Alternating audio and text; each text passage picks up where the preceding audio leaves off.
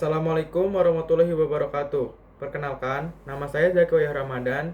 Saya dari Fakultas Ilmu Komputer dan Teknologi Informasi Universitas Gunadarma Karawaci, Prodi Sistem Informasi.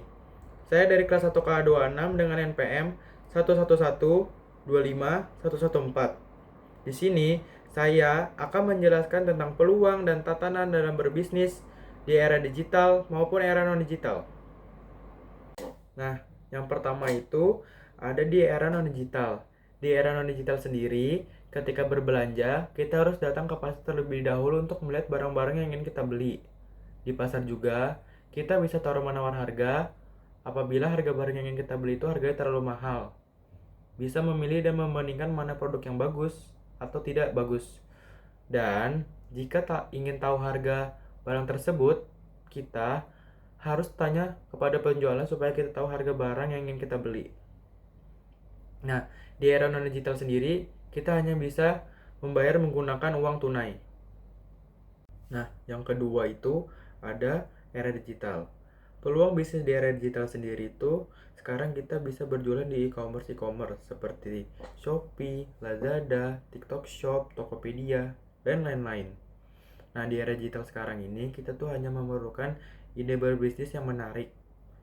Dan jika kita memiliki ide, kita tuh harus menjalankan idenya.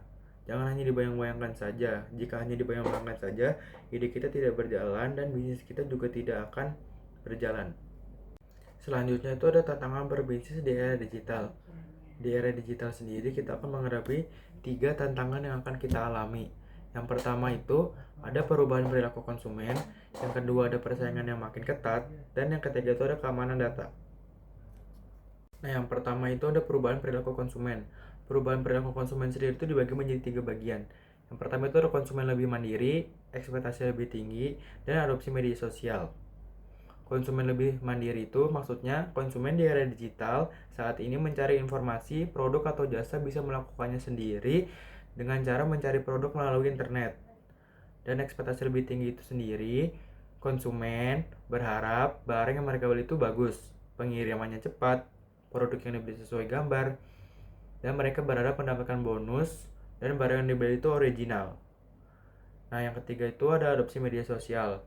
Adopsi media sosial ini dalam artian itu menjadi tempat utama bagi para konsumen untuk mencari informasi dan berinteraksi dengan merek. Dan yang harus kita perhatikan ketika kita ingin mencari produk yang sesuai dengan keinginan kita itu adalah form yang sangat rinci. Nah, yang kedua itu ada persaingan yang makin ketat. Persaingan makin ketat itu dibagi menjadi 2 bagian. Yang pertama itu ada persaingan global dan perubahan cepat di teknologi. Nah, yang pertama itu ada persaingan global.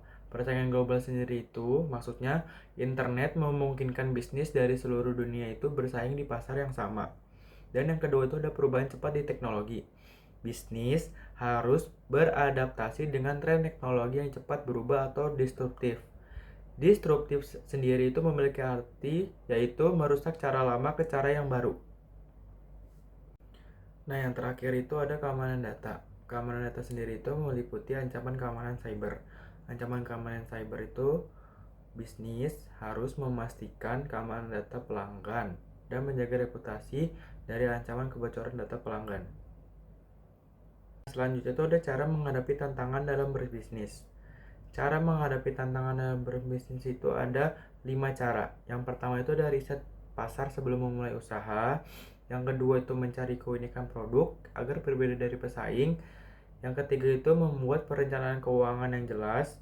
Yang keempat itu ada belajar dari pengalaman pebisnis lain, baik melalui seminar, internet, ataupun mentor.